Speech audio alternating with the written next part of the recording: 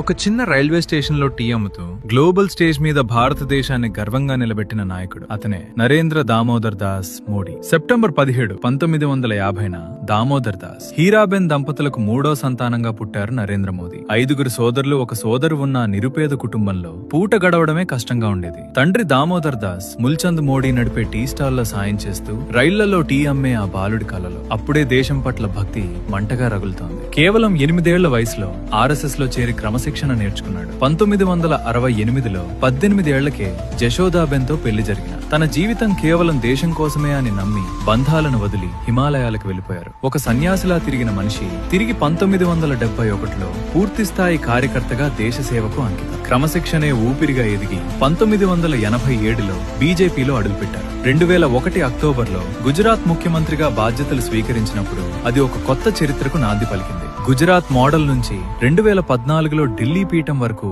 ఆయన ప్రస్థానం అజేయం. ఆర్టికల్ 370 రద్దు, అయోధ్యలో రామ మందిరం, digital India, Swachh Bharat, make in India, Jan Dhan Yojana, infrastructure అభివృద్ధి, గ్లోబల్ స్టేజ్ లో భారత్ గర్వంగా నిలిచింది. ఇవన్నీ ఒకప్పుడు అసాధ్యం అనుకున్న కళలు, కానీ మోదీ విజన్ భారత్ ను ప్రపంచంలోనే ఒక సూపర్ పవర్ గా మార్చే దిశగా నడిపించింది. ప్రయాణం ఎంత గొప్పదో విమర్శలు కూడా అంతే తీవ్రంగా ఉన్నాయి. 2002 గుజరాత్ అల్లర్లు, నోట్ల రద్దు, అదానీ అంబానీ మిత్రపక్ష ప్రభుత్వం అని విపక్షాలు ఎన్నో అపవాదులు వేశాయి. కోర్టులు క్లీన్ చిట్ ఇచ్చినా ఆయన నిర్ణయాల మీద చర్చలు ఇప్పటికీ కొనసాగుతూనే ఉన్నాయి. ఇది ఆయన జీవితంలోని మరో వాస్తవం.